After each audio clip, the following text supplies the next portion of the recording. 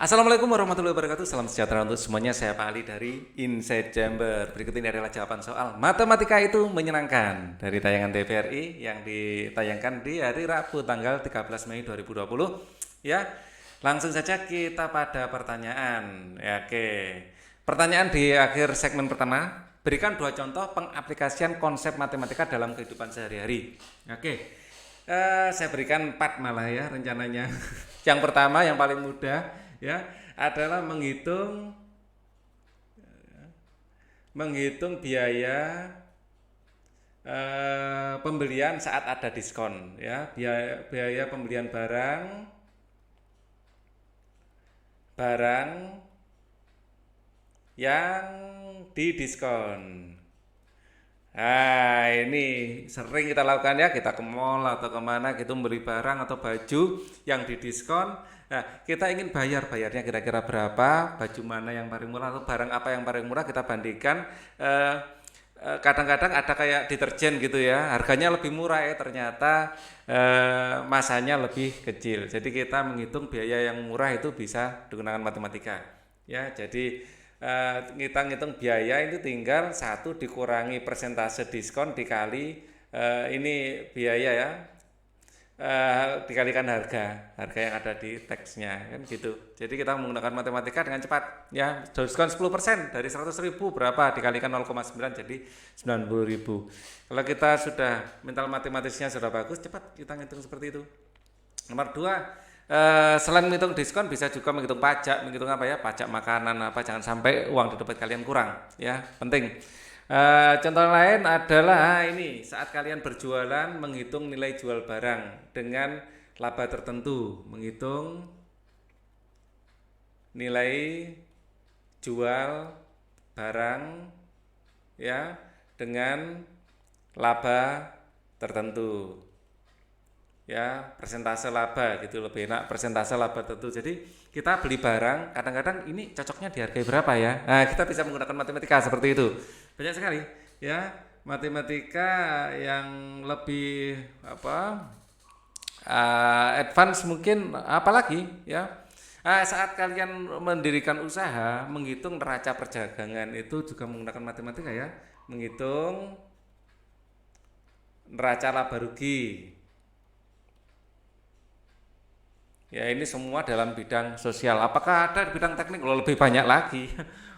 Menghitung material, menghitung 4 saat membangun rumah, menghitung material yang dibutuhkan dalam membangun rumah ya, uang biayanya berapa, menghitung biaya renovasi rumah misalnya ya, renovasi rumah. Nah, itu matematika lagi. Banyak sekali matematika. Sampai mungkin yang lebih advance ya, di atas awang gitu. Menghitung banyaknya misalnya kayak antena relay ya, menghitung BTS ya istilahnya kalau di telekomunikasi, menghitung banyaknya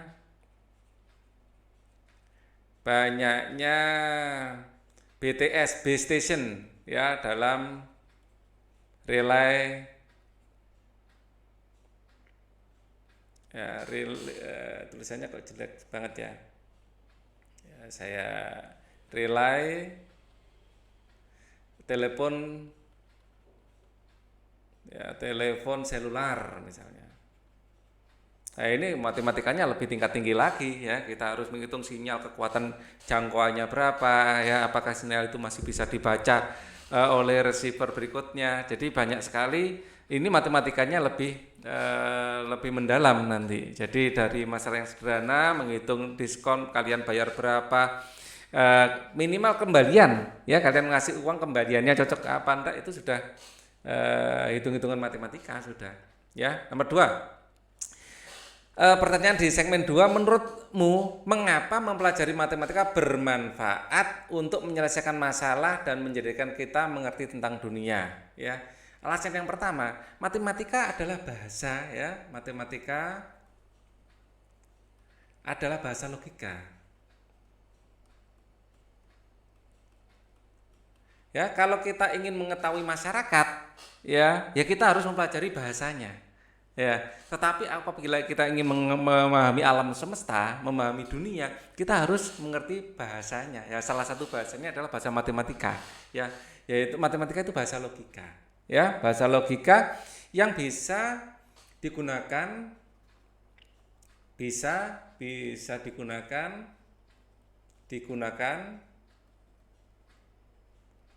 untuk memahami cara kerja alam,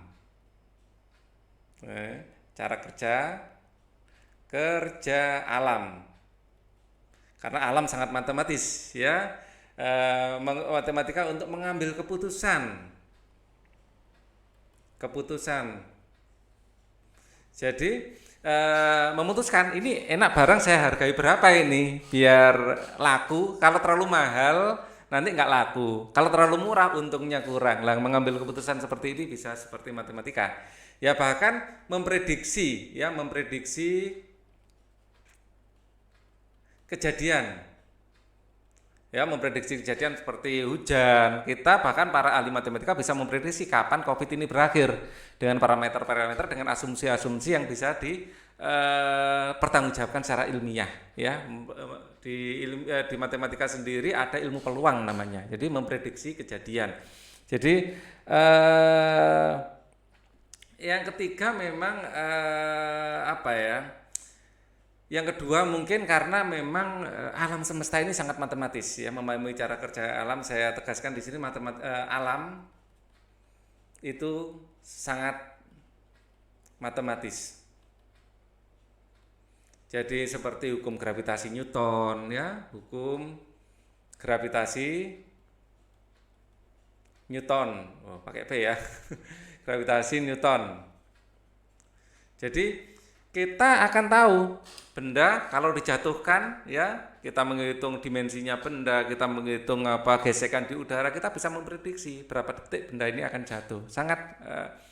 Jadi ini digunakan misalnya tank, ya, atau katapul ingin menembak lawan, ya. Di sini dengan menghitung sudutnya ini berapa, gaya gravitasi berapa, gesekan udara berapa, bisa menembak dengan sasaran yang tepat, ya. Jadi ini sangat matematis. Misalnya lagi deret Fibonacci. Ini sangat matematis juga. Ya, ada seorang ilmuwan mengumpulkan semua bunga yang ada di taman dan setelah dihitung kelopaknya itu membentuk deret Fibonacci. Luar biasa. Pi itu juga sangat matematis. Pi yang nilainya itu sebenarnya kalau keliling lingkaran kan 2 pi r, ya. Nah, pi r itu sama dengan pi kali d, ya. Jadi pi itu adalah keliling lingkaran dibagi diameter. Keliling lingkaran dibagi diameter. Ini membuat sebuah rasio pi. Ternyata rasio pi ini ada di mana-mana, ya. Bahkan kerang, ya, yang membentuk lingkaran seperti ini, ya, rumah kerang yang membentuk lingkaran dari dalam keluar, ya. Perbandingan jari-jarinya membentuk pi juga. Saya pernah baca literatur seperti itu. Jadi pi ini ada di mana-mana. Ya, perbandingan ruas-ruas jari kita dengan ruas tulang ini juga membentuk perbandingan yang sangat indah dan konsisten, ya. Itu kenapa alam semesta disebut sebagai sesuatu yang sangat matematis. Ya, kalau kita belum bisa memahami, matematikanya terlalu tinggi, kan gitu, ya. Untuk dipahami, hampir semua kejadian bisa dijelaskan secara matematis. Ya, kalau belum bisa berarti ya memang ilmunya belum nyampe, kan gitu. Oke, ya, semua kejadian yang alami. Terus kemudian pertanyaan berikutnya, ada trik untuk membuat matematika IPA lebih mudah dipelajari. Kalau teman-teman ingin tahu, cari dan jabarkan teknik atau metode menghafal seru yang berlaku dalam usahamu memahami suatu materi, misalnya tabel periodik, rumus tertentu dan lainnya, ya. Dalam menghafal pelajaran ini yang pengalaman Pak Ali sendiri, ya. Yang pertama, kita sering menggunakan singkatan. Nah, singkatan contohnya di matematika, ya, sindemi, kosami, dan tandesa. Ya, ini contohnya adalah untuk memahami trigonometri, ya, memahami trigonometri. Ya, di sini adalah segitiga, ya, ini adalah siku-siku, misalnya di sini alfa di sini adalah misalnya X, ini Y, di sini R, depannya sudut adalah depan, di ini adalah samping, dan di sini adalah miring, ya maka sin alfa adalah sin demi depan per miring, depannya Y, miringnya adalah R, ya. Jadi ini saya kasih kurung gini, cos alfa kosami samping per miring X per R, tan alfa tan desa depan per samping Y per X. Lah memudahkan dengan singkatan ini. Ada lagi dengan apa ya, jembatan keledai ya, jembatan keledai, atau biasa kita juga sistem pasak atau angker. Ya, ini adalah mengingat dengan ditempelkan pada hal lain yang sudah kita kenal. Ya, misalnya ya, misalnya yang susah itu di IPA itu kan menghafal taksonomi. Nah, misalnya taksonomi. Ya, taksonomi adalah ilmu tentang tingkatan makhluk hidup. Yang pertama ada 7 tingkatan ini ya. Saya jelaskan di sini ada 7. Yang pertama adalah kingdom. Terus filum atau divisi. Terus di bawahnya ada kelas. Terus di bawahnya ada ordo. Di bawahnya ada family. Di bawahnya ada genus. Di bawahnya ada spesies. Ya, Pak Ali biasanya mengajarkan seperti ini, ada 7 ya, 1, 2, 3, 4, 5, ya, 6, 7, ada 7 ya. Nah, kingdom adalah kerajaan. Kita sambil megang kepala kita, kingdom, kita membayangkan ada mahkota raja di kepala kita, kingdom. Filum diturunkan, bawahnya kepala, di sini ada mata. Kita lihat film, ya, film itu ada divisi divisi ya, kita lihat film, mata, ingat film. Ingat kerajaan, ingat kingdom, ya, ingat ini. Kingdom, film, kelas, ingat hidung, ingat kelas. Mungkin pintu masuk kelas kita berbentuk seperti lubang hidung, mungkin ya. Jadi sambil membayangkan sesuatu yang ekstrim. Ya, ordo, kita gosok gigi pakai ordo, pakai odol. Nah, family, semua keluarganya Pak Ali ada janggutnya, ya, dan kalau salaman itu janggutnya yang ditarik, ya, bukan tangannya. Jadi ini adalah cara mengingat biar kita lebih ya dibikin ekstrim. Genus, orang genus itu berpikirnya gini, semuanya mudah, sambil megang-megang leher ya, sambil dipraktekkan orang genus. Spesies, nah tulisan Superman di sini sebenarnya S itu spesies bukan Superman, yaitu adalah hanya trik untuk menghafalkan sehingga akhirnya kita bisa menghafalkan ordo, film atau divisi, ada kelas, ada ordo, ada family, ada genus, ada spesies. Itu adalah contoh kita menghafal taksonomi dengan cara cara pasak atau cara jembatan keledai. Terus terakhir membuat singkatan lucu. Nah, ini sama dengan yang diminta di sini seperti tabel periodik. Ya, saya menghafalkan tabel periodik. Ya, tabel periodik seperti ini. Ya, kita kan bikin seperti ini toh. Oke, kita ada kotak-kotaknya gini ya. Oke, kita buat secara kasar saja. Di sini ada heboh. Ya, ini di sini ya. Sebentar, hebohnya agak di atas. Ya, ada di atas ini. Heboh negara bukan yang sini ya. Hai Lina. Salah, itu yang paling sana, heboh itu HE. Hai Lina. Wah. Kau rebut cintaku sampai frustasi. Wah, heboh negara Arab di sini ya. Heboh negara Arab karena serangan Rumania di sini. Ya. Ya, di sini ada heboh ya, negara ya, Arab karena serangan Rumania. Nah, ini XERN. Nah, terus di sini ada bemo ya, mogok karena bemo mogok cari serep ban radial ya, cari serep ya, ban radial. Nah, ini masih kurang ya.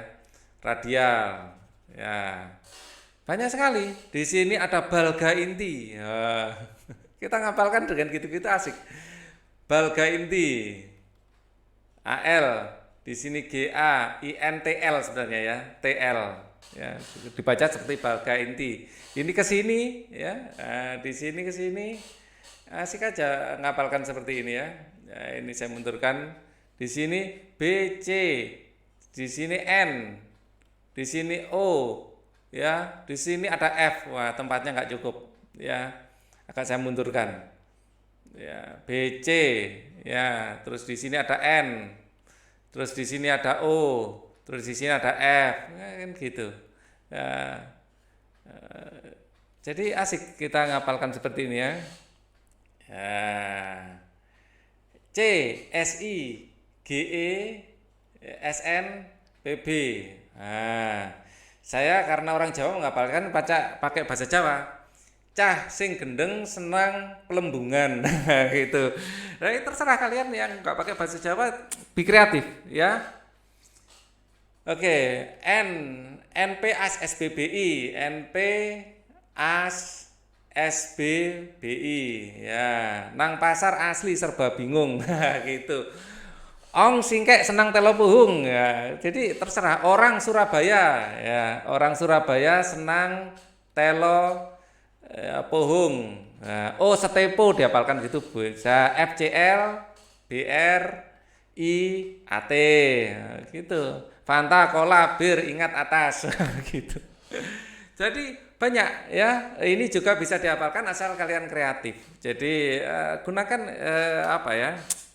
Jadi di sini sistem periodik bisa kita hafalkan dengan cara apa ya? Cara ini seperti tabel periodik. Kita cari-cari teknik yang fun, menyenangkan. Terus intinya kalian udah hafal. Terserah itu mau fun mau menyenangkan apa. Kalau bisa fun menyenangkan kan lebih enak kan gitu ya. Oke, ini adalah jawaban untuk soal di matematika. Itu menyenangkan. Kita akan ketemu di sesi berikutnya. Wassalamualaikum warahmatullahi wabarakatuh.